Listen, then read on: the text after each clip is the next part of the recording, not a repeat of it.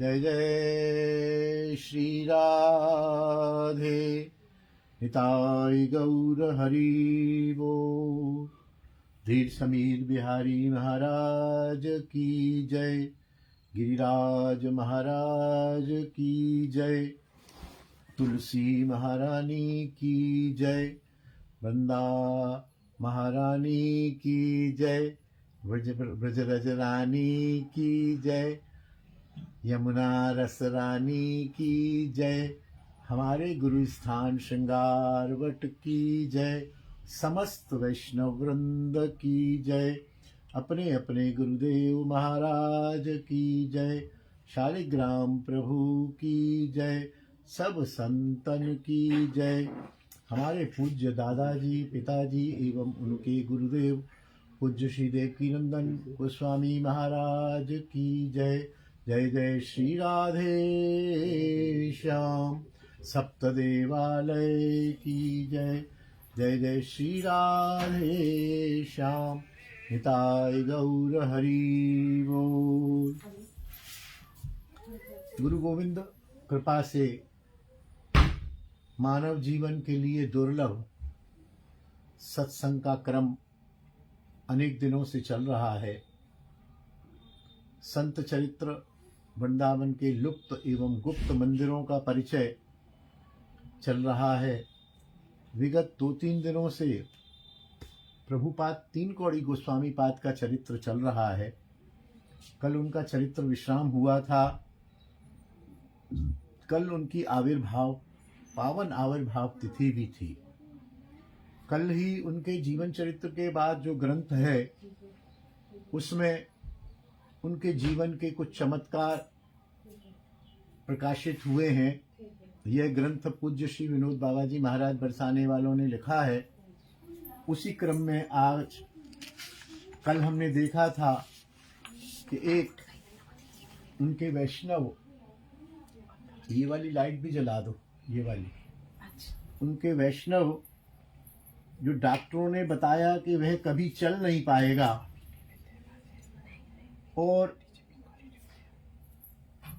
वह चलने लगा और कुछ दिन बाद तुम चिंता मत करो, तुम बिल्कुल ठीक हो जाओगे, ऐसा कहकर प्रभुपाद अदृश्य हो गए थे। और जब बात पता चली तो प्रभुपाद उस नगर में थे ही नहीं। वो पिछले 3 महीने से नवद्वीप में थे। ऐसा वर्णन कल हमने किया था। ऐसा ही एक और चरित्र आज है। कलकत्ता के निकट चैतन्य चरणपाल नामक व्यक्ति जो प्रभुपाद के शिष्य थे, उनके मेरुदंड में पानी जम जाने से अत्यंत संकटजनक अवस्था में उसको अस्पताल लाया गया। चिकित्सक गण उसको देखकर उसके जीवन की आशा का त्याग करके चिकित्सा करने लगे। मेरुदंड में छेद करके वह पानी निकाल दिया गया। संवाद प्राप्त होने पर वृंदावन के एक बाबा चैतन्य पाल उनको देखने वहां गए। वे अचेतन अवस्था में थे। चैतन्य पाल की अवस्था संकटजनक थी। ठीक इसी संकट मुहूर्त में बाबा ने देखा कि प्रभुपाद उसके मस्तक के पास खड़े हैं और प्रभुपाद अपने हाथ में स्थित माला को चैतन्य पाल के मस्तक से स्पर्श करके अदृश्य हो गए। इस दृश्य को देखकर बाबा जी अत्यंत विस्मय में आ गए कि ये क्या हुआ, यहाँ प्रभुपाद कैसे आ गए, ये चैतन्य पाल के मस्तक पर माला कौन रख रहा है। इस अलौकिक शक्ति के प्रभाव से चैतन्य पाल धीरे धीरे स्वस्थ हो गए। चिकित्सकों ने पहले तो कह दिया था कि इसके बचने की कोई उम्मीद नहीं है, लेकिन उसके एकदम स्वस्थ हो जाने से सभी डॉक्टर और चिकित्सक भी चमत्कृत हो गए कि ये हुआ तो हुआ क्या। इसमें और एक घटना हुई। जब चैतन्य पाल संज्ञाहीन हुए थे तो उन्होंने कहा था कि मेरे हाथ में हरि नाम की माला पकड़ा दो, मैं नाम जप करता रहूंगा। ऐसा ही किया गया। जब चैतन्यपाल संज्ञाहीन अवस्था में थे और मृत्यु उनके निकट थी, तब भी उनके हाथ में माला चलती रही, माला नहीं रुकी, माला चल ही रही थी, जबकि उनके सारे शरीर के अवयव अंग उपांग काम नहीं कर रहे थे। घर जाकर चैतन्यपाल ने प्रभुपाद के लिए पत्र लिखा, बाबा, जब मैं बीमार था, जब मैं अस्पताल में था, उस समय एक अदृश्य शक्ति मेरे से प्रतिदिन 3 लाख नाम करा रही थी और वह नाम की कृपा से, आपकी कृपा से मैं दोबारा स्वस्थ हो पाया और दोबारा से भजन में प्रवृत्त हो पाया। एक बार प्रभुपाद की कृपा आश्रित वर्धमान के एक अध्यापक ने देखा कि प्रभुपाद उसको बुला रहे हैं, इधर आओ, आजा, ऐसे बुला रहे हैं। उसके बाद वह अदृश्य हो गए। भक्त ने विस्मयान्वित होकर पता लगाया कि प्रभुपाद नवद्वीप में ही हैं और विलंब न करके वह प्रभुपाद के पास गया और उन्होंने कहा कि प्रभुपाद, मुझे ऐसा लगा कि आप मुझे बुला रहे हैं, यह कितना सत्य है, मैं आ गया हूं। प्रभुपाद ने कहा, हाँ हाँ हाँ, मैं कल तुम्हारे बारे में सोच रहा था, कल तुम्हें मेरा स्मरण हुआ, मुझे तुम्हारा स्मरण हुआ। इस प्रकार प्रभुपाद अपने सूक्ष्म देह से विचरते रहते थे। ग्रंथ के विस्तार भय से यहां सारी घटनाएं लिखना संभव नहीं है। एक दिन प्रभुपाद से किसी ने पूछा, प्रभुपाद, आपके ऐसे अनेक प्रसंग हो गए हैं जिसमें आप अदृश्य रूप में विचरते रहते हैं, ये क्या बात है? तो उन्होंने कहा, ये कोई खास बात नहीं है, थोड़ा सा भजन चिंतन करने से तो बड़े सहज में ही हो जाता है, बहुत साधारण बात है। तो वह सोचने लगा कि जब यह साधारण सी बात है तो असाधारण बात पता नहीं कैसी होगी। एक बार और ऐसी घटना हुई, प्रभुपाद रसौली में रह रहे थे, वहां कुछ सन्यासी आए। प्रभुपाद ने उनसे कहा, आइए, पधारिए, प्रणाम, राधे श्याम, जय निताई हुआ। उनसे कहा, आप कुछ प्रसाद पाइए। सन्यासियों ने कहा, हम तो केवल फलाहार ही करते हैं।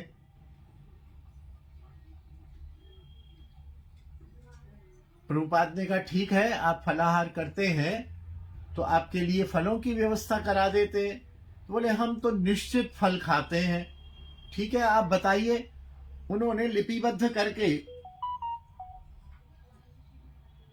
लिख दिया और ऐसे फल लिख दिए जो उस समय वहां रसौली जैसे ग्राम में मिलना संभव ही नहीं, असंभव था। फिर भी प्रभुपाद ने कहा, ठीक है, आप स्नान करके आइए, मैं फलों की व्यवस्था करता हूं। और थोड़ी ही देर में ऐसा देखा कि एक सेठ जी आए और सेठ जी ने अपनी गाड़ी से एक टोकरी उतारी। टोकरी उतार के प्रभुपाद को प्रणाम किया और प्रभुपाद से कहा, प्रभुपाद, आपकी सेवा में, वैष्णवों की सेवा के लिए ये दास कुछ फल लाया है, इनको आप भोग लगा के स्वीकार कीजिएगा। सन्यासी लोग स्नान आदि करके आ गए और प्रभुपाद ने उनसे कहा, ये लीजिए, ये आपके फल आ गए हैं, आप इन फलों को अमनिया करके ठाकुर को, अपने इष्ट को भोग लगाइए और पाइए। सन्यासियों की एवं प्रभुपाद के आश्चर्य की सीमा न रही कि जो फल लिस्ट में लिखे थे, ठीक वही के वही फल उस टोकरी में से निकले और उस टोकरी में फल आ गए। एक बार की और बात है, कोकिला वन से कुछ दूर पांडव गंगा नामक स्थान पर आप रह रहे थे। पांडव गंगा एक सरोवर है, उस कुंड में अनेक कमल के फूल थे। प्रभुपाद जब वहां रह रहे थे उस कुंड में तब तक कोई भी कमल खिला नहीं था। प्रभुपाद पास में ही बैठे थे। एक दिन दोपहर में कुंड के तीर पर भागवत पाठ हो रहा था। प्रभुपाद पास में बैठे थे। इस समय देखा गया कि दो खिले हुए कमल के फूल कुंड के दो सिरों से धीरे धीरे आते हुए कुंड के मध्य में आकर परस्पर मिल गए। जितनी देर पाठ चला उतनी देर वे दोनों मिलित अवस्था में ही वहां विराजमान रहे। पाठ समाप्त होते ही दोनों फूल कुंड की दो दिशाओं में अलग अलग, एक इधर गया एक इधर गया, चले गए। सभी लोग यह दृश्य देखकर बहुत चमत्कृत हुए। एक और प्रसंग आता है। प्रभुपाद की सामान्य कृपा दृष्टि से अनेक जन कठिन अवस्था से मुक्त हो गए थे। एक समय उनका सेवक कुछ दिनों ज्वर से पीड़ित था। अचानक एक दिन सुबह उसके हाथ पैर सुन्न होने लगे थे। वे हाथ उठाकर कुछ भी ग्रहण करने में असमर्थ हो गया। कोई उपाय न देखकर उसने प्रभुपाद के पास जाकर अपनी अवस्था की बात निवेदन की। प्रभुपाद ने कहा, यह तो लकवा के लक्षण है, पैरालिसिस के लक्षण है। प्रभुपाद ने उसको सांत्वना देकर कहा, तुम किसी प्रकार की चिंता मत करो, सब ठीक हो जाएगा। और यही हुआ कि धीरे धीरे बिना किसी चिकित्सा के, बिना किसी इलाज के, बिना किसी दवा के वह पैरालिसिस ठीक हो गया। फिर एक बार फिर ज्वर हुआ। वे ज्वर के कारण संज्ञाहीन रहा, बेहोश रहा। 3 दिन बाद ज्वर और भी बढ़ गया। सेवक ने तब अति कष्ट से प्रभुपाद के पास जाकर अपने कष्ट में बताया। प्रभुपाद ने कहा, कोई बात नहीं, कोई बात नहीं, अच्छा ज्वर है, कोई बात नहीं, तुम ऐसा करो, अपने माथे पर ठंडा पानी का पट्टी रखो, सब ठीक हो जाएगा। सेवक ने वही किया और देखा कि 4-5 दिन का जो तीव्र बुखार था वह बिना किसी इलाज, बिना किसी डॉक्टर के, उनकी कृपा दृष्टि से ठीक हो गया। प्रभुपाद स्वप्न में भी कृपा करते थे। यह नवद्वीप की बात है। प्रतिदिन अनेक जन प्रभुपाद को भक्ति ग्रंथ पढ़कर सुनाते थे। उन्हीं पाठकों में सुरेश मुखर्जी नाम का एक साधक प्रभुपाद को भक्ति ग्रंथ पढ़कर सुनाता। एक बार उसके पेट में व्याधि हो गई। उसके पेट में पीड़ा बढ़ जाने से 3 दिन तक वे प्रभुपाद को पाठ श्रवण न करा पाए और मन ही मन अत्यंत दुखी थे। चौथे दिन रात्रि में उसने स्वप्न देखा कि प्रभुपाद उसके पास आकर कह रहे हैं, सुरेश, कहाँ है तुम्हारी व्यथा? देखूं तो सुरेश मुखर्जी ने अपना पेट दिखा दिया। प्रभुपाद उसके उदर पर हाथ फेर कर बोले, अरे कुछ नहीं है, तुमको तो कुछ भी नहीं है, तुम्हारा पेट तो एकदम ठीक है, बढ़िया है, तुम तो ठीक हो। और उसने स्वप्न में ये देखा, वास्तव में नहीं, स्वप्न में। और जब वह नींद से उठा तो उसने देखा कि उसके पेट में किसी प्रकार का दर्द और वेदना नहीं थी। वह हमेशा के लिए पेट के रोग से मुक्त हो गया। आज आप जानते ही हैं कि मैं किसी विशेष कार्य से अपने पैतृक घर श्री हरिनाम प्रेस में आया था और कुटिया नहीं लौट पाया, तो आज का प्रसारण मैं अपने पैतृक घर से ही कर रहा हूं। प्रभु सेवा ले रहे हैं। एक बार तो आलस्य आया कि आज छुट्टी कर लें। फिर मुझे ऐसा लगा, जाने कितने ही साधक, कितने ही मेरे प्रिय, कितने ही मेरे आदरणीय वैष्णव मेरा इंतजार कर रहे होंगे। भगवत कथा से मैं भी वंचित रह जाऊंगा, वह भी वंचित रह जाएंगे। मेरी कुटिया में भी कुछ साधक पधारे होंगे, तो वहां भी व्यवस्था कर दी गई है, वहां भी लाइव चल रहा है और मैं यहाँ से लाइव कर रहा हूँ। यहाँ भी बैठ के घर के लोग सुन रहे हैं, तो इसलिए सब आनंदित रहें, मुझे भी आनंद मिले। प्रभु ने प्रेरणा करके आज घर से ही लाइव करवा रहा है। प्रभुपाद में एक और बात थी कि वे भविष्य की और काफी दूर की घटना को भी पहचान जाते थे।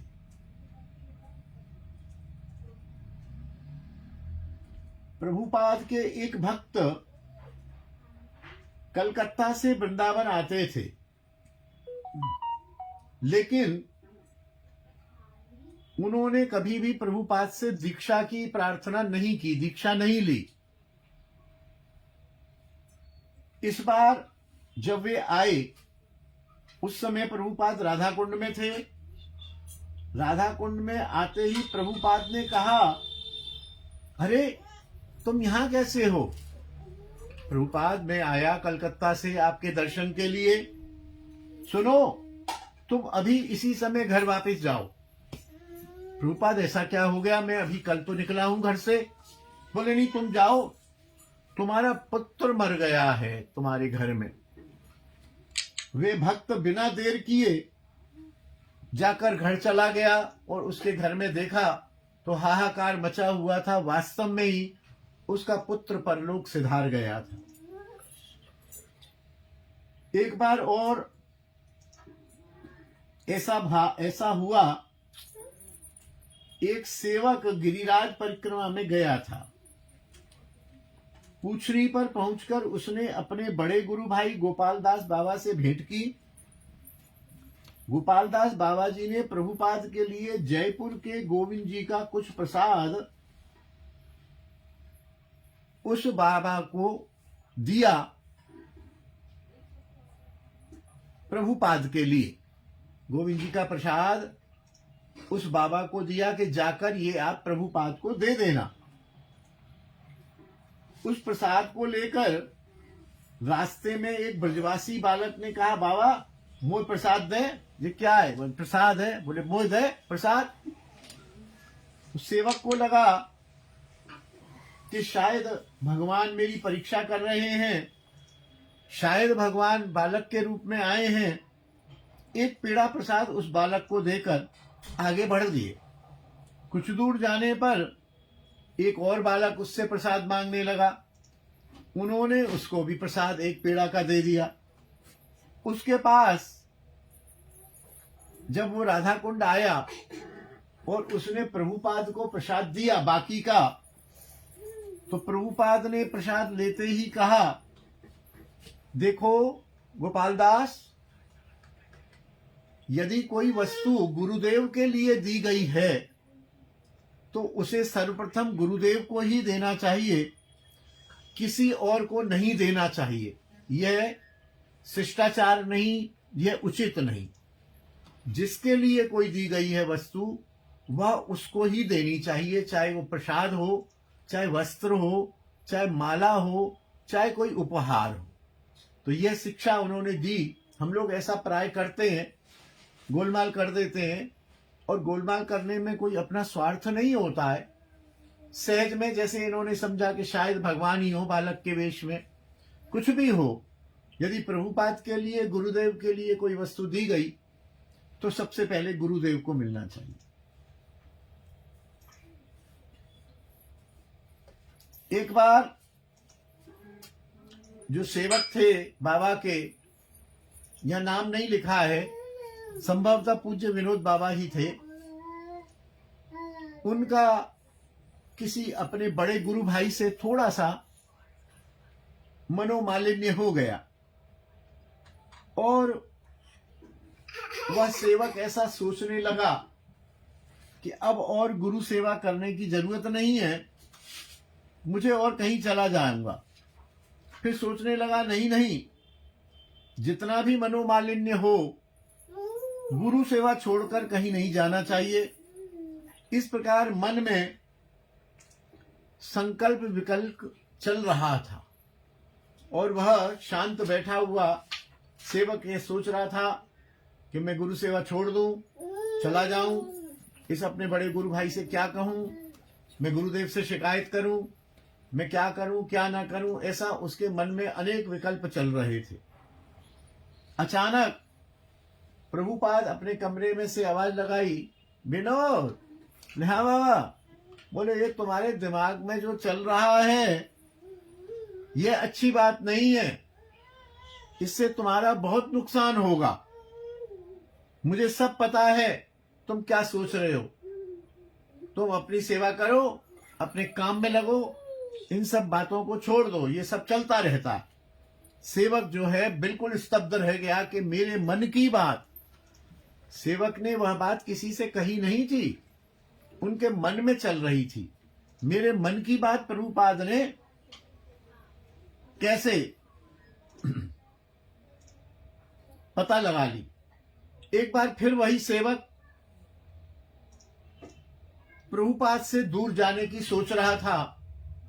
कहीं उसके मन में आया कि निकट रहने से, गुरुदेव के निकट रहने से गुरुदेव में दोष दर्शन होते हैं, गुरुदेव के प्रति कुछ अपराध भी होते हैं। गुरुदेव कहते हैं हमारा माथा दबाओ, तो हम अपने हाथ उनके सिर पर रख देते हैं, माथा दबाते हैं, जबकि हमें तो उनके चरणों का आश्रय लेना चाहिए। और कभी कभी ये पता भी नहीं चलता है क्या अपराध हुआ क्या नहीं हुआ। तो यह बस सोच ही रहे थे मन ही मन में कि इसका क्या उपाय निकलेगा, क्या किया जाए जिससे गुरु के प्रति अपराध भी ना हो, श्रद्धा भी बनी रहे, सेवा भी होती रहे। तो प्रभुपाद अचानक बोले, सुनो, ये बच्चा जो होता है ना, जिसका पालन पोषण मां करती है, वो बच्चा कभी कभी मां को गर्भ में, पेट में लात भी मारता है। और वो लात मारने से क्या बच्चे को पाप होता है, क्या बच्चे को अपराध होता है? अपितु उसकी लात मारने से मां को प्रसन्नता होती है कि मेरा बच्चा प्रगति कर रहा है। एक दिन की और बात है कि यह सेवक रात्रि में प्रभुपाद के बदन को दबाता था।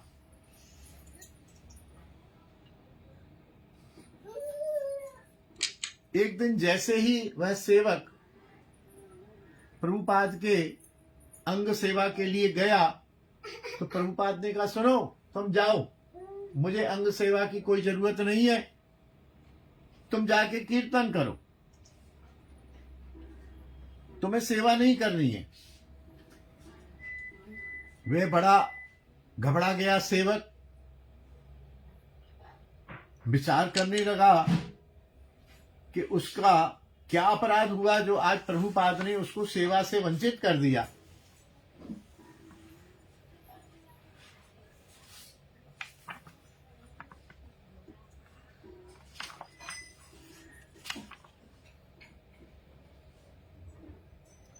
प्रभुपाद को स्पर्श करने का उसका तो सुख अनुभव होता नहीं है। हो सकता है कि प्रभुपाद के सात्विक शरीर में कुछ कष्ट का अनुभव होता हो। इसलिए मैं यदि गुरुदेव के पास रहकर भी गुरुदेव की सेवा नहीं कर पाऊं, तो मुझे फिर गुरुदेव के पास रहने का लाभ ही क्या रहा।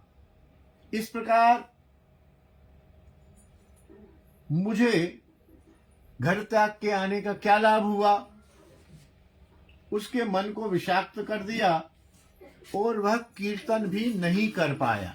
सेवा भी गई और कीर्तन भी गया।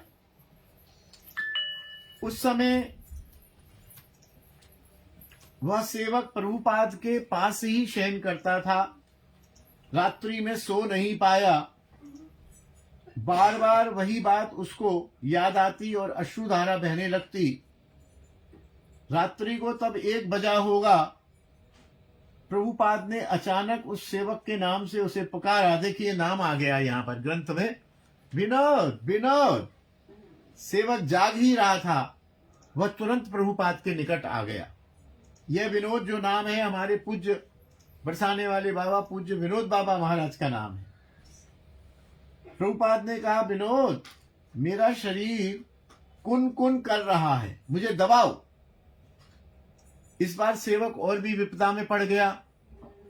वह सोचने लगा कि उसके स्पर्श से प्रभुपाद का शरीर निश्चित ही कष्ट का अनुभव करता होगा, इसलिए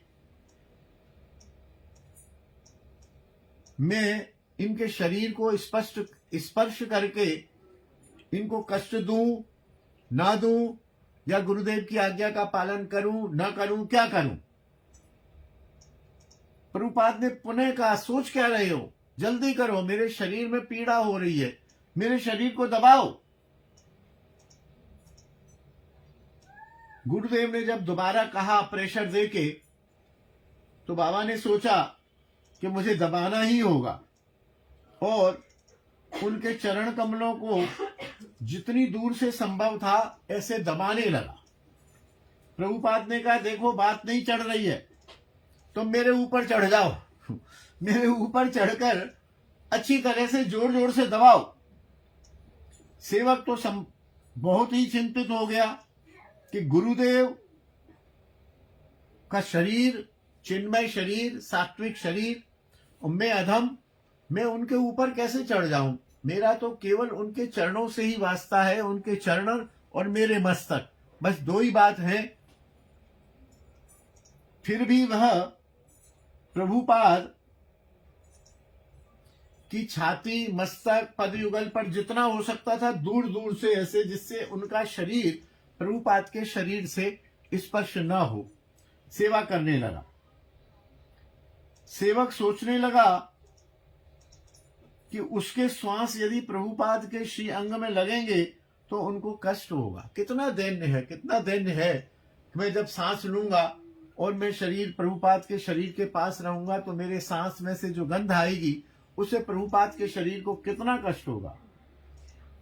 प्रभुपाद ने फिर कहा, ठीक है ठीक है, शाबाश शाबाश, अब कुछ कुछ आराम मिल रहा है, तुम मेरे ऊपर चढ़ जाओ, तुम मेरे ऊपर चढ़ जाओ और मेरे शरीर को दबाओ, संकोच मत करो, सोचो मत, चिंतन मत करो, तुम मेरे सुख की व्यवस्था करो। तुम्हारा क्या पाप बनेगा या नहीं बनेगा इस बात को छोड़कर तुम मेरी आज्ञा का पालन करके मेरे शरीर को दबाओ। और अब उनका संकोच चला गया और उन्होंने बिना इस बात को सोचे विचारे कि शरीर टच होगा, क्या होगा क्या नहीं होगा, उन्होंने बाबा के शरीर को, प्रभुपाद के शरीर को बड़ी अच्छी तरह से दबाया। और प्रभुपाद ने कहा, अब ठीक है, अब ठीक है, बस 2-4-5 मिनट और दबाओ। तो 5-7 मिनट के बाद प्रभुपाद बोले, जाओ अब सो जाओ। अब ऐसा ही अगले दिन प्रभुपाद ने पुनः उस सेवक को बुलाया, विनोद आ जाओ, यहां आ जाओ, मेरा शरीर दबाओ, कल तुमने बहुत अच्छी तरह से मेरा शरीर दबाया था, मुझे बहुत आनंद आया, मुझे बहुत सुख मिला।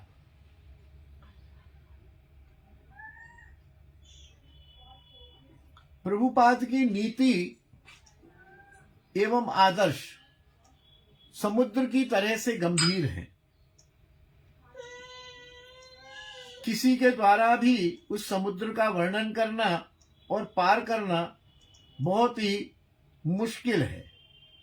गुरुदेव की प्रेरणा से ही उस एक बिंदु का स्पर्श करने का प्रयास मात्र है। गीता के 6 अध्याय के 8-9 श्लोक में उक्त है, जिसके चित्त में शास्त्रों का उपदेश स्थिर है एवं तत्व की प्रत्यक्ष अनुभूति है, विषय सन्निधान एवं निर्विकार एवं जितेंद्रिय है, मृत पिंड पाषाण एवं स्वर्ण में जिसकी समदृष्टि है, सुहृद मित्र उदासीन शत्रु मध्यस्थ द्वेष्य बंधु साधु एवं असाधु, इन सबके प्रति जिसकी समदृष्टि है वे ही योगी एवं वह ही श्रेष्ठ है। प्रभुपाद के आचरण में गीता का यह श्लोक हूबहू साबित होता है। जिसने भी प्रभुपाद का संग किया है उसने इस वाक्य को स्वीकार किया। कितनी कठिन बात कही है कि जो निर्विकार है, विषयों के प्रति निर्विकार, विषय का मतलब जो हमारी 5 ज्ञानेंद्रियां और 5 कर्मेंद्रियां हैं, उनके विषय प्राप्ति के लिए, जैसे स्वादिष्ट भोजन, सुंदर दृश्य, सुंदर संगीत, सुंदर गंध, सुंदर स्पर्श की तलाश में ही नहीं है, और यदि कुछ उपलब्ध भी हुआ तो निर्विकार है। जितेंद्रिय का मतलब इंद्रियों को जीत लिया है। मृतपिंड माने शव, पाषाण, सोना, में जिसकी समान दृष्टि है, अपने प्रिय, अपने मित्र, अथवा जो न मित्र है, जो न प्रिय है, उदासीन है, जो शत्रु है, जो बंधु है, जो साधु हैं अथवा असाधु हैं, उनके प्रति भी जिनकी दृष्टि सम है, वे ही श्रेष्ठ हैं। और ये सारी बातें बाबा लिख रहे हैं कि उनमें विराजमान थी। चैतन्य चरितामृत में वैष्णव लक्षण के संबंध में कहा गया है, यही सब गुण है वैष्णव लक्षण, सब कहा नाही जाए करी दिग्दर्शन। कृपालु अकृत दोह सत्य सार सम, निर्दोष वदान्य मृदु शुचि अकिंचन। सर्वोपकारक शांत कृष्णैक शरण, अकाम अनीह स्थिर विजित षड गुण। मितभुक अप्रमत्त मानद अमानी, गंभीर करुण मैत्र कवि दक्ष मौनी। ये वैष्णव के कुछ कुछ लक्षणों को गिनाया गया है। इसको थोड़ा सरल भाषा में देखते हैं।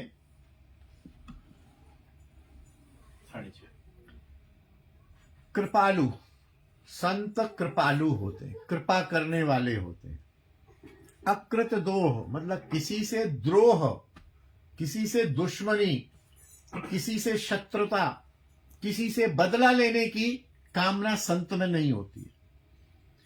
सत्य ही उनके जीवन का सार होता है। और सम माने हर परिस्थिति में वो समान होते हैं। सुख में, दुख में, हानि में, लाभ में, जय में, विजय में वो समान रहते हैं। वो दोष रहित होते हैं, दीन होते हैं। दीन होते हैं। देखिए, संतों के लक्षणों को थोड़ा ध्यान से सुनते जाइए। हम एरे गहरे नत्थु खैरे हर एक को संत मानने लग जाते हैं। हमें यह याद रखना चाहिए, नोट करके रखना चाहिए कि संतों में ये लक्षण होने चाहिए। कई बार हम कहते हैं ना शिष्य से कि तुम 12 मास तक गुरु का परीक्षा करो, तो शिष्य कहता हम कैसे परीक्षा करें, हम तो कुछ जानते ही नहीं। अरे जानते नहीं हो तो शास्त्र के इन वाक्यों को देखो, शास्त्र के इन वाक्यों को नोट करके रखो कि गुरु में या संत में ये लक्षण है, तभी वो गुरु होने लायक है। नहीं है तो वो संत तो है ही नहीं, गुरु होने लायक तो बिल्कुल भी नहीं है। वदान्य माने दीन, मृदु माने मीठी बात बोलने वाले, ऐसे अकड़ के नहीं बोलने वाले, बात बात पे उत्तेजित होने वाले नहीं होने चाहिए। शुचि, शुद्ध रहे, ऐसा नहीं मिलेच्छ सा हो, कभी बाल बनाए नहीं बनाए, कभी तिलक लगाया नहीं लगाया, कभी मेला कपड़ा पहन लिया, कभी अशुद्ध कपड़ा पहन लिया। और अकिंचन, अकिंचन माने संग्रहहीन, कुछ भी उनके पास संग्रह ना हो, उनके पास गाड़ियां ना हो, उनके पास कुंज ना हो, उनके पास आश्रम ना हो, उनके पास संग्रह के नाम पर अपने नाम से कुछ ना हो। माना अब जैसे मैं हूं, मेरे नाम से कोई भी फ्लैट नहीं है, लेकिन 3 फ्लैटों पे मैंने कब्जा किया हुआ, तो ये अकिंचन नहीं कहलाएगा। कागज में नाम नहीं होने से क्या होता है? अकिंचन तो वही है जो जिसके पास ना फ्लैट हो, ना जो फ्लैट में रहता हो, वो फुटपाथ पर या सड़क पर या पेड़ के नीचे सोता हो। सर्वोपकारक, सभी का उपकार करने वाला हो, शांत हो, कृष्णैक शरण, कृष्ण की शरण में सर्वदा रहता हो, अकाम, कामना रहित हो। वासनाएं उस दिन हम आप लोगों ने चर्चा की थी, सात्विक, राजसिक, तामसिक, 3 प्रकार की वासनाएं हैं। सात्विक वासना तो यही है कि हमारा आश्रम बन जाए, हमारा गेस्ट हाउस बन जाए, हमारा भवन बन जाए, हमारे पास अब ये डिफेंडर गाड़ी आ जाए, हमारे पास ये हो जाए, हमारे इतने शिष्य हो जाएं, हमारे इतने व्यूज हो जाएं, हमारे पास सोशल मीडिया में नाम ही नाम हो जाए, हमसे सेलिब्रिटीज आकर मिले। यह कामना अनीह, उसको कोई चिंता नहीं हो किसी प्रकार की भी, स्थिर हो, सब अवस्थाओं में शांत हो, स्थिर हो। जो हो रहा है राधा रानी कर रही हैं, राधा रानी की कृपा से हो रहा है, खूब आनंद हो रहा है। राधा रानी ने यदि यश दे दिया तो भी वह स्थिर है, राधा रानी ने यदि अपयश दे दिया तो भी वह स्थिर रहता है। यश में यदि वो उछलता है और अपयश में ग्लानि महसूस करता है तो वह स्थिर नहीं है। विजित षड गुण, काम क्रोध लोभ मोह मद मात्सर्य। काम, कामना, क्रोध गुस्सा, काम क्रोध लोभ, लोभ कहते हैं जो चीज है उसको और प्राप्त करने की इच्छा। मद, अहंकार, मेरे पास ये गाड़ी है, मेरे पास इतना बड़ा मकान है, मेरे पास ये फ्लैट है। मद, मात्सर्य, ईर्ष्या, अरे मेरे पास तो 3 ही गाड़ी है, उनके पास 5 गाड़ियां कैसे हो गई।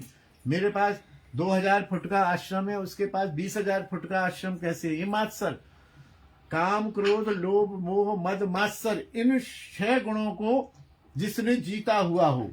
मित भुक, मित भुक माने कम खाने वाला। ये नहीं कि भर के प्लेट चकाचक इतने सारे चावल है, 2-4 कटोरी खीर की, पनीर की और ये सब खाए। मित भुक, थोड़ा सा, बहुत थोड़ा सा। अप्रमत्त, लापरवाह ना हो भजन के विषय में। ये नहीं कि कभी 6 बजे उठ गए, कभी 4 बजे उठ गए, कभी तुलसी परिक्रमा दे दी, कभी नहीं दे दी। मैं अपनी बात कह रहा हूं। कभी भजन किया, कभी नहीं किया, कभी मंत्र स्मरण किया, कभी नहीं किया, कभी 2 लाख नाम कर लिया, कभी 2 माला भी नहीं हुई। ये प्रमत्व।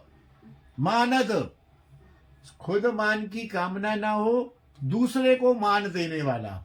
यशोदा जैसे हैं, यशोदा भगवान कृष्ण की जो मां है उनका नाम यशोदा है। और यशोदा का अर्थ क्या है? जो दूसरे को यश देती हैं। मानद, जो दूसरे को मान देने वाला हो। अमानी, स्वयं मान की कामना से दूर हो। गंभीर, छिछोरा ना हो, छिछोरी बातें ना करे, उल्टे सीधे बयान ना दे, गंभीर रहे। करुण हो, उसको दीन दुखियों पर, जीवों पर करुणा आए कि ये जीव फंसे हुए, इनका कल्याण कैसे हो, मेरा भी हो, इनका भी हो। मैत्र, सबको मित्र के समान समझने वाला हो। कवि हो, कवि माने जो कविता कर सकता हो और जो भगवान के गुणगान में बोल सकता हो, लिख सकता हो, कविता कर सकता हो। रसिक हो। दक्ष, दक्ष माने योग्य, बहुत सारे गुण हो उसमें। ऐसा नहीं हो कि कुछ जानता ही ना हो, दक्षता होनी चाहिए। फिर मौनी, इतना सब होने के बाद में अधिकतर वो मौन रहना चाहिए। फालतू के प्रपंच वितंडावाद से उसको बचकर रहना चाहिए। यह संत के लक्षण हैं। यह लक्षण यदि आप में, आपको किसी में दिखे, मैं कहता हूं पूरे तो दिखेंगे ही नहीं, 8 तो दिखें 16 में से, 5 तो दिखें, 15 तो दिखें, कुछ तो दिखें, उसको लक्षण देखने चाहिए, तभी उसको संत मानना चाहिए। अन्यथा वो संत वेशधारी है। अब इनके आधार पर हम ये सिद्ध करेंगे कि प्रभुपाद में ये सारे लक्षण थे। देखिए, वे कृपा की प्रतिमूर्ति थे। माया मुग्ध जीवों को, दुख को देखकर वे कातर हो जाते थे। शिष्यगण के सकल पाप ताप हरने पर भी वह कुछ भी कष्ट नहीं पाते थे। उद्धार के लिए वे दीक्षा भी देते थे, बदले में कुछ चाहना नहीं रखते थे। ऐसा नहीं कि 500-500 रुपए में दीक्षा बट रही है, ऐसा नहीं। या तुम्हें दीक्षा लेनी है तो 1100 रुपए महाराज जी को दो, 500 रुपए का ये बैग वहां से खरीदो, माला हमसे खरीदो, किताब हमसे खरीदो, ये वस्त्र हमसे खरीदो, ये झोली हमसे खरीदो और 1100, 2100, 11,000 दो, तब दीक्षा मिलेगी। ऐसा कुछ भी नहीं।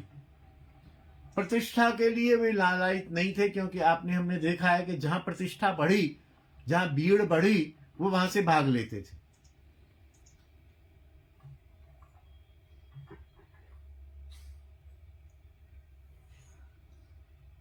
बड़े लोगों के घर में उत्सव होने पर वहां अपने मिलने जुलने वाले जन ही निमंत्रित होते हैं और जो सफाई कर्मचारी हैं उनकी जूठी पत्तल उठाते हैं और खाते हैं।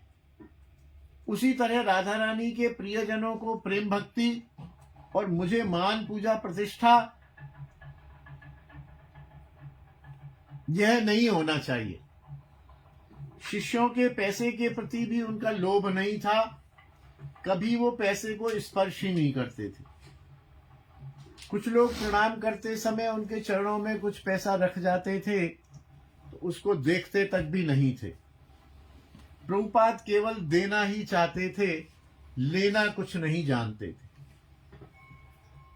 यह सारे गुण जो ऊपर गुनाए गए वो सारे गुण हमारे प्रभुपाद तीन कौड़ी बाबा महाराज में थे। एक बार एक युवक नौकरी से छुट्टी लेकर कलकत्ता से वृंदावन आया।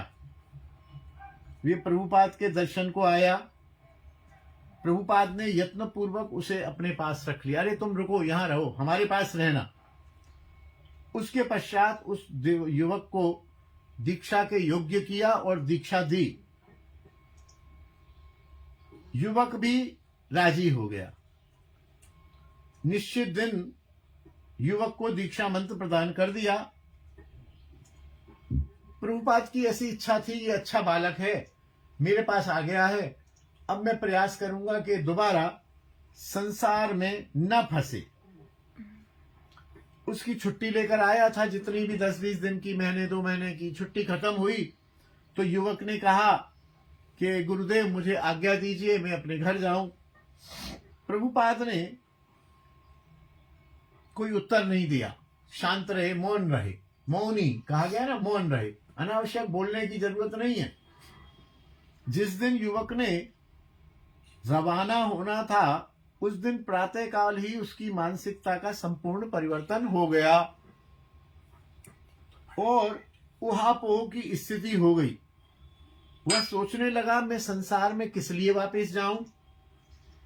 ऐसा मानव, दुर्लभ मानव जन्म प्राप्त करके भी, ऐसे पूज्य प्रभुपाद जैसे सदगुरु को प्राप्त करके भी यदि कृष्ण भजन ही ना हुआ तो ऐसे दुर्लभ मानव जन्म की प्राप्ति का क्या प्रयोजन है? अगर भोग ही जीव का प्रधान उद्देश्य है तो पशु जन्म में तो बहुत भोग है। पशु तो इतना भोग करता है जो हम मानव उतना भोग कर भी नहीं सकते हैं। तो भोग ही करना है तो पशु बन जाना चाहिए, फिर हमें मानव क्यों बनाया? और यौवन में यदि कृष्ण भजन न हुआ, जवानी में, बचपन में यदि कृष्ण भजन न किया तो हम बुढ़ापे में भजन कैसे करेंगे? क्योंकि हमारा अभ्यास ही नहीं होगा। और जो हमने जीवन भर किया है वही हम कर पाएंगे, और जो जीवन भर नहीं किया, बचपन में नहीं किया, युवा अवस्था में नहीं किया, तो उसको बुढ़ापे में कैसे कर पाएंगे? बिल्कुल नहीं कर पाएंगे। बाल्यकाले कृष्ण भजे कृष्ण पाउवार आशे, मध्य वयसे कृष्ण भजे आसे की ना आसे, वृद्ध वयसे कृष्ण भजे यमेर तरासे। वृद्धावस्था में तो मृत्यु का भय लगा रहता है, भजन बिल्कुल नहीं होता। इसलिए यही सर्वोत्तम समय है। मिथ्या भोग सुख की आशा से इस मानव जीवन को मैं नहीं गंवाऊंगा, मैं मूर्ख नहीं बनूंगा, उसके चित्त को झकझोर दिया। दूसरी ओर ये भी विकल्प आता था कि मेरी अच्छी सरकारी नौकरी है, मेरे माता पिता हैं, बंधु बांधव हैं। यह सब करने के बाद अंत में उसने यही निर्णय लिया कि मैं वापस नहीं जाऊंगा और मैं नौकरी से इस्तीफा दे दूंगा। और वह प्रभुपाद के पास गया। प्रभुपाद एकांत कुटी में भजन कर रहे थे। तब सुबह के 7 बजे थे। प्रभुपाद मंत्र स्मरण करके ठीक 9 बजे बातचीत करने के लिए तैयार होते थे। वह युवक जब गिरिराज तट पर पहुंचा तब उसने देखा कि प्रभुपाद बाहर आकर खड़े थे, मानो वह उस युवक का ही इंतजार कर रहे हो। रोज बाबा जो है वो 9 बजे आते थे, आज 7 बजे ही बाहर आ गए। युवक ने चरणों में पड़कर कहा, प्रभुपाद मैंने निर्णय लिया है, मैं अब घर वापस नहीं जाऊंगा। यह सुनकर प्रभुपाद हाथ उठा के ऐसे हंसने लगे। प्रभुपाद क्यों हंस रहे थे? क्योंकि वे यही चाहते थे कि यह युवक दोबारा संसार में न जाए। उसके बाद वह युवक वापस नहीं गया और नौकरी से इस्तीफा देकर प्रभुपाद को सेवा में प्राप्त करके धन्य हो गया। उनको धन का लोभ नहीं था। यदि धन का लोभ होता, मेरे ध्यान में ऐसे भी गुरुजन हैं जो लोगों से कहते हैं तुम नौकरी मत छोड़ो, विवाह भी मत करो, नौकरी करते रहो और नौकरी से पैसा कमा कमा के या हमारे खर्चों को चलाते रहो, हमारे कार्यक्रम आयोजित करते रहो, हमारे शिष्यों को देते रहो, हमारे जो खर्च हैं उनको पूरा करते रहो, तुम नौकरी करते रहो और विवाह मत करो और भजन करते रहो, उस नौकरी के पैसे से हमारा पालन करते रहो। तो ये लोभ है, ये उचित नहीं है, किसी भी प्रकार से उचित नहीं है। क्यों करें नौकरी हम? अरे भजन करना है तो जैसे राधा रानी हमारा पालन कर रही है तुम्हारा भी करेगी। नौकरी इसलिए, नौकरी तुम करो तो अपने बच्चों का पालन करो, तुम करो नौकरी और पालन हमारा करो, हमारे रसगुल्ले खिलाओ, हमारे यहाँ साधु सेवा करो, हमारा भंडारा करो, हमारा एसी का बिल दो, हमारा किराया दो, हमारा बिजली का बिल दो। ऐसे भी गुरुदेव मेरे ध्यान में है। लेकिन इन्होंने उससे कहा नौकरी नहीं करनी तो नहीं करनी और बोले भजन में लगो। एक बार किसी एक भक्त की दोनों आंखों की रोशनी चली गई। वह प्रभुपाद के पास आया। प्रभुपाद ने उससे कहा कोई बात नहीं है, तुमको मैं मंत्र देता हूं, तुम दीक्षा लो और यहां वृंदावन में रह के भजन करो। कातर भाव से निवेदन किया, बाबा मैं तो अंधा हूं, मैं वृंदावन रहूंगा तो मैं कैसे अपना दिनचर्या चलाऊंगा, मैं तो माधुकरी भी नहीं कर पाऊंगा। प्रभुपाद ने कहा कोई नहीं, मैं हूं, मैं तुम्हारी सेवा करूंगा, मैं तुम्हारे दिनचर्या को देखूंगा, मैं तुम्हारा सब व्यवस्था देखूंगा। वह रोने लगा, गुरुदेव आप तो गुरुदेव हैं, मुझे आपकी सेवा करनी चाहिए, आप मेरी सेवा कैसे करेंगे? उसने बिना देर किए प्रभुपाद निर्देश से वेश परिवर्तन कर लिया और प्रभुपाद के गोवर्धन स्थित मंदिर में वे भजन करते रहे। इस घटना द्वारा यही स्पष्ट होता है कि प्रभुपाद निस्वार्थ भाव से दूसरे के दुख से कातर होकर तुरंत दीक्षा दान करते थे और उसमें भजन की शक्ति प्रदान करते थे। प्रभुपाद ने अनेक प्रेतों का उद्धार किया, अनेक जीवात्माओं का श्रीमद् भागवत सप्ताह कराकर उद्धार किया। प्रभुपाद एक बार राधा कुंड में रह रहे थे। एक दिन रात्रि के समय प्रभुपाद शैया पर थे। एक सेवक प्रभुपाद के पैर दबा रहा था। तब रात्रि के 10 बजे थे। सेवक सेवा समापन करके प्रसाद पाने को चला गया। प्रभुपाद को नींद नहीं आती थी, वो आंख बंद करके भजन स्मरण में रहते थे। अचानक फिर प्रभुपाद को ऐसा लगा कि कोई सेवक उनके पैर दबा रहा है। अंधकार के कारण कुछ देख नहीं पा रहे। तब ये बोले, अरे तुम दोबारा आ गए, कौन हो तुम, पैर क्यों दबा रहे हो मेरे, तुम कौन हो? कोई उत्तर नहीं मिला। प्रभुपाद ने कहा, कौन है भाई, कौन मेरे पैर दबा रहा है, हटो यहां से, कौन है? लेकिन उसने पैर नहीं छोड़े। प्रभुपाद ने जोर से अपने सेवक को आवाज लगाई। विनोद बाबा, पूज्य विनोद बाबा उनकी सेवा में रहते थे। विनोद, विनोद सुनो, इधर आओ। विनोद बाबा भी पास नहीं लेटते थे। ओ गौर, ओ गोविंद, इधर आओ। सेवक तुरंत उनके कमरे में गए और पूछा, बाबा क्या हुआ, बाबा क्या हुआ, क्यों बुलाया आपने, क्या क्या परेशानी है, आज्ञा करिए। प्रभुपाद ने कहा, मेरे पैर कौन दबा रहा है इस समय? सब लोग चक्कर में पड़ गए। बोले, बाबा यहां तो कोई है नहीं, और मैं तो बाहर से कुंडी लगा के गया था, कोई और आ भी नहीं सकता, मैं कुंडी खोल के अंदर आया हूं, कुंडी भी बंद मिली है। सेवक ने कहा, बाबा यहां तो कोई नहीं है। तब प्रभुपाद समझ गए कि यह किसी मनुष्य का कार्य नहीं है। फिर पता चलाया गया कि इस कमरे में जहां मैं रह रहा हूं, इसमें पहले कौन रहता था। पता चला कि इस कमरे में जो रहता था उसने इसी कमरे में सुसाइड किया था, आत्महत्या कर ली थी। शायद वह जिसने आत्महत्या की थी वो ही प्रेत बन के और बाबा के चरणों को दबा रहा था और ये प्रार्थना कर रहा था कि उसको प्रेत योनि से मुक्ति दिलाई जाए। बाबा समझ गए। बाबा ने उसी स्थान पर श्रीमद् भागवत का सप्ताह कराया और उस प्रेत की मुक्ति हो गई। फिर दोबारा वहां पर किसी प्रकार का उत्पात नहीं हुआ।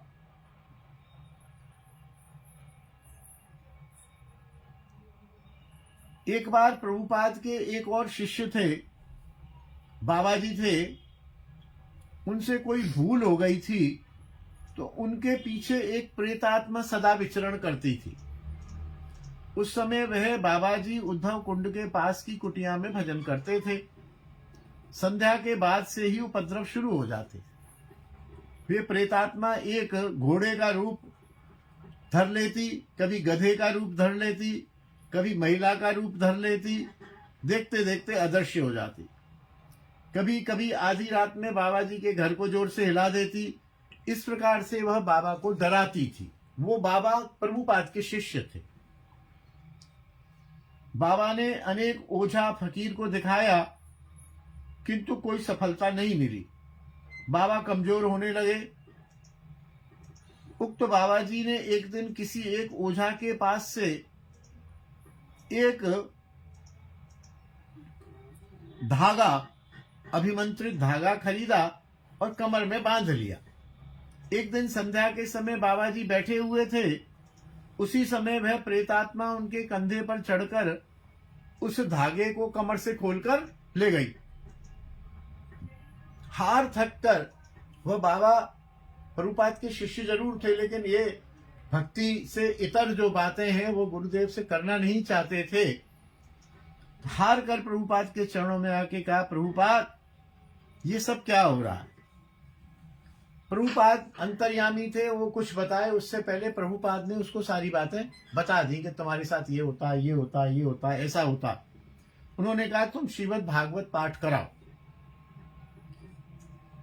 बाबा ने भिक्षा मांग के 300 रुपए इकट्ठा किए और प्रभुपाद को दिए। प्रभुपाद ये लो, मैं 300 रुपए किसी प्रकार से ला पाया हूं, अब आप जो है बाकी की व्यवस्था। प्रभुपाद ने कहा तुम चिंता मत करो, बाकी जो खर्चा होगा मैं करूंगा और तुम 7 दिन सारा दिन निराहार होकर शुद्ध भाव से भागवत सुनना और रात्रि को एक बार प्रसाद पाना।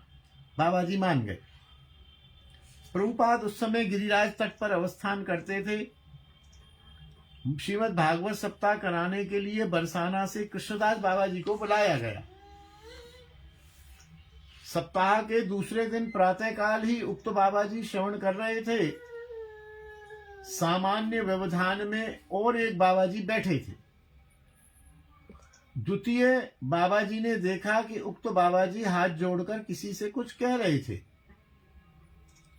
वहां कोई तीसरा व्यक्ति दिख नहीं रहा था, तो ये बाबा जानना चाहते थे कि तुम ये बाबा हाथ जोड़कर किससे बात कर रहा है। वे बाबा आधी हिंदी, आधी बंगला, आधी अंग्रेजी में बात कर रहे थे।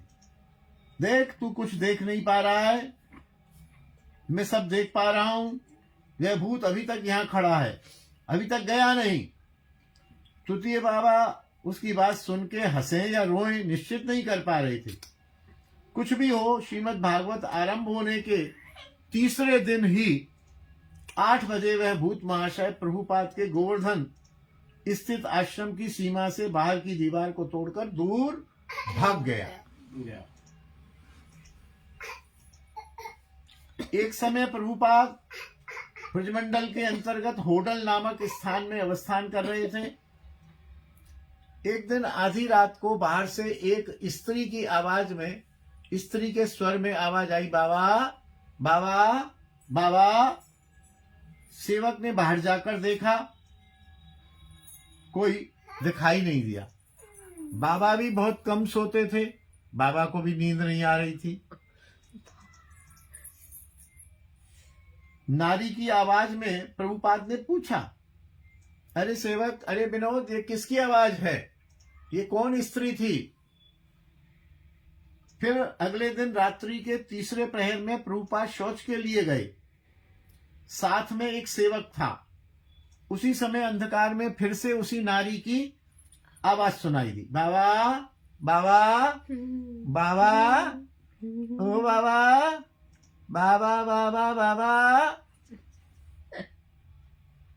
किसी को भी वहां ना देखकर फिर सब विस्मित हो गए। एक दिन बाद होडल से एक ब्रजवासी आया।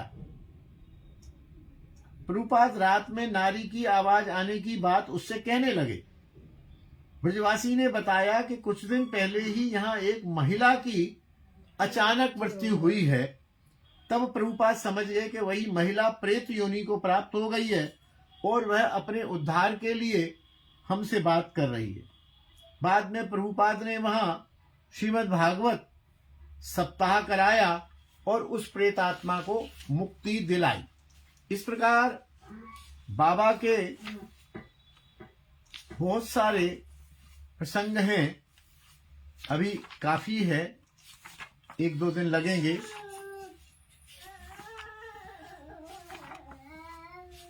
बहुत अच्छे अच्छे प्रसंग हैं। एक इसमें टोपी का भी प्रसंग है। एक बार बाबा ने गांधी टोपी ले ली थी और वह बच्चे की तरह से उसको टोपी, आए मेरी टोपी किधर है, टोपी किधर है, अरे टोपी लाओ टोपी लाओ, बार बार वो टोपी पहन के रहते थे। बड़ा अच्छा प्रसंग है, आएगा। प्रभु कृपा से, गुरुजन की कृपा से, आप समस्त वैष्णवों की कृपा से, प्रभु कृपा से कल हम फिर इसका श्रवण करेंगे। बोलिए वृंदावन बिहारी लाल की जय। प्रभुपाद तीन कौड़ी बाबा महाराज की जय। उनके पावन चरित्र की जय। गिरिराज महाराज की जय। तुलसी महारानी की जय। वृंदावन रजरानी की जय। यमुना रस रानी की जय। हमारे गुरु स्थान श्रृंगार वट की जय। हमारे पूज्य दादाजी, पिताजी एवं उनके गुरुदेव प्रभुपाद देवकी नंदन गोस्वामी पाद की जय।